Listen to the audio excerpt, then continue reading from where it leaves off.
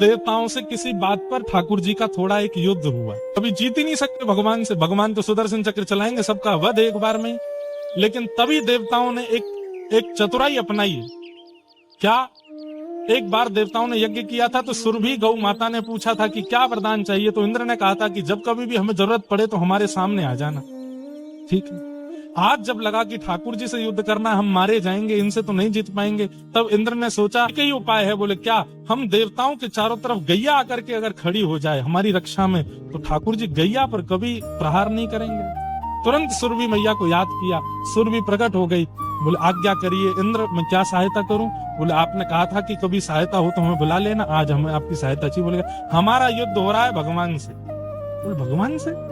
बोले हाँ, एक बात पर युद्ध हो रहा है, ठाकुर जी हमको सबको मार देंगे, अब तुम चारों तरफ खड़ी होकर हमारी रक्षा करो, वो तुम पर कभी प्रहार नहीं करेंगे। तो गौ के नेत्रों में अश्रु आ गए, ये तो मेरा गलत प्रयोग किया तुमने। मेरे ही प्राण, जो मुझे प्राण मानते हैं, ऐसे ठाकुर जी के सामने मुझे खड़ा कर रहे हो। इंद्र ने कहा अपनी बात से पीछे मत हटना, आपने कहा था कि आप रक्षा करोगी। सुरभि बोली मैं वचनबद्ध हूँ तो मुझे होना पड़ेगा। असंख्य गैया प्रकट हो गई सुरभि और चारों तरफ से देवताओं को घेर लिया। ठाकुर जी के आगे हाथ जोड़े गौ ने, मुझे क्षमा कर दे नाथ, मैं वचन दे चुकी थी। और इस इंद्र ने कितनी चतुराई से आज मेरा प्रयोग किया, जब पता चला कि आप विपक्ष में।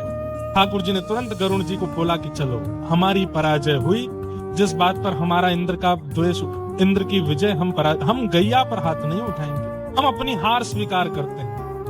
गरुण जी को क्रोध आया, बोले ठाकुर जी आपको दया आ रही होगी पर मुझे नहीं आ रही है, मुझे बहुत क्रोध आ रहा है। अरे इन गौओं को अपना वचन तोड़ देना चाहिए, जब सामने आप खड़े हैं तब वचन के पालन की क्या आवश्यकता।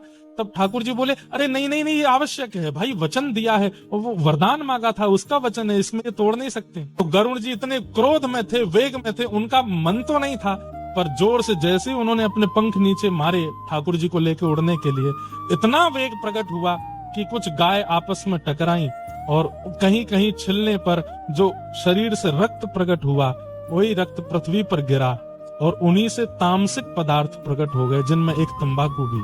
खा लीजिए और कह लीजिए हम गौ रक्षक हैं। कैसे मिल जाएंगे ठाकुर जी तंबाकू खाने वाले को? नहीं मिल सकते। व्यसन कोई भी अच्छा नहीं है, संसार में कोई भी व्यसन हो। और मैं खुले मंच से कह दूं, हमारे व्रज में होली में खूब भांग होती है, सब होता है, पर भैया ये भांग भी बाधा है, कोई व्यसन अच्छा नहीं है। अरे आप किसी दिन अपनी कमर थपथपा के कह सको कि मुझ में कोई व्यसन नहीं है, A to Z कोई संसार का कोई व्यसन में है ही नहीं। बस एक ही व्यसन है, क्या? राधा नाम का व्यसन है, कृष्ण नाम का व्यसन है, ठाकुर जी की कथा का व्यसन है।